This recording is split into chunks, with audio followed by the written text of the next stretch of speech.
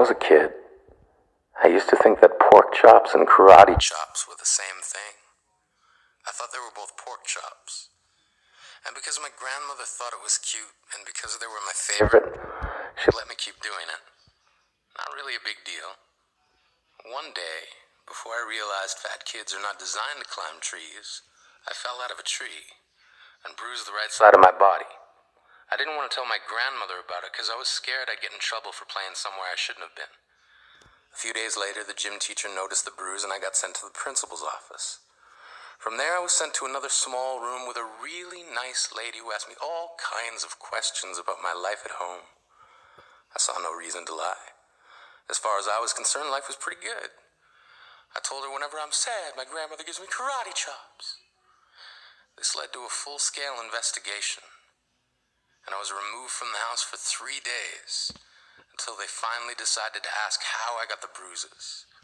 News of this silly little story quickly spread through the school, and I earned my first nickname, Pork Chop. To this day, I hate pork chops. I'm not the only kid who grew up this way. Surrounded by people who used to say that rhyme about sticks and stones. As if broken bones hurt more than the names we got called, and we got called them all. So we grew up believing no one would ever fall in love with us. That we'd be lonely forever. That we'd never meet someone to make us feel like the sun was something they built for us in their tool shed. So broken heartstrings bled the blues as we tried to empty ourselves so we would feel nothing. Don't tell me that hurts less than a broken bone. That an ingrown life is something surgeons can cut away. That there's no way for it to metastasize, it does. She was 8 years old. Our first day of grade 3 when she got called ugly. We both got moved to the back of class so we would stop getting bombarded by spitballs. But the school halls were a battleground where we found ourselves outnumbered day after wretched day. We used to stay inside for recess because outside was worse. Outside, we'd have to rehearse running away or learn to stay still like statues, giving no clues that we were there in grade 5. They taped a sign to the front of her desk that read, "Beware of dog."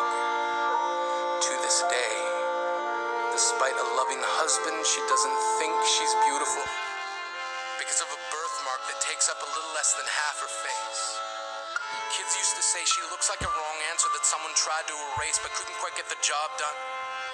And they'll never understand that she's raising 2 kids whose definition of beauty begins with the word mom. Because they see her heart before they see her skin. She's only ever always been amazing. He was a broken branch grafted onto a different family tree. Adopted. Not because his parents opted for a different destiny. He was 3 when it became a mixed drink of 1 part left alone and 2 parts tragedy.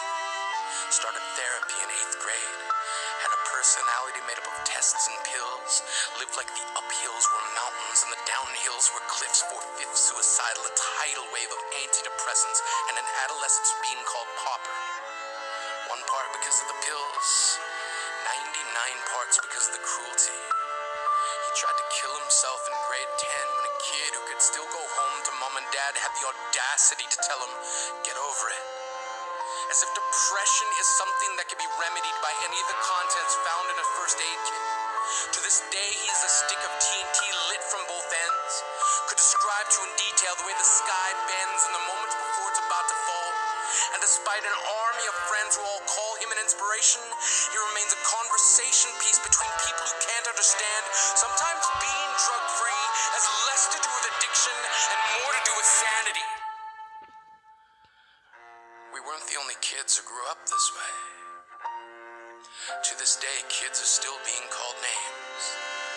The classics were, "Hey stupid," "Hey spaz."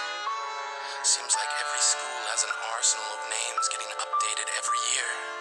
And if a kid breaks in a school and no one around chooses to hear, do they make a sound? Or they just background noise from a soundtrack stuck on repeat when people say things like kids can be cruel?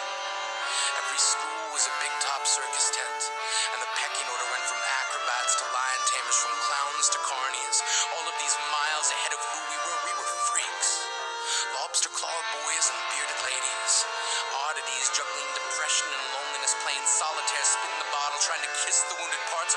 doesn't heal. But at night, while the others slept, we kept walking the tightrope. It was practice, and yes, some of us fell. But I want to tell them that all of this is just debris left over when we finally decide to smash all the things we thought we used to be. And if you can't see anything beautiful about yourself, get a better mirror. Look a little closer. Stare a little longer. Because there's something inside you that made you keep trying despite everyone who told you to quit. You built a cast around your broken heart inside of yourself. You decided they were wrong. Because maybe you didn't belong to a group or a clique. Maybe they decided to pick you last for basketball or everything. Maybe you used to bring bruises and broken teeth to show and tell but never told. Because how can you hold your ground if everyone around you wants to bury you beneath it? You have to believe that they were wrong. They have to be wrong. Why else would we still be here? We grew up learning to cheer on the underdog because we see ourselves in them. We stem from a root planted in the belief that we are not what we were called. We are not abandoned cars stalled out and sitting empty on some highway. And if in some way we are, don't worry. We only got out to walk and get gas. We are graduating members from the class of We Made It. Not the faded echoes of voices crying out names will never hurt me. Of course, they did. But our lives will only ever always continue to be a balancing act that has less to do with pain and more to do with beauty.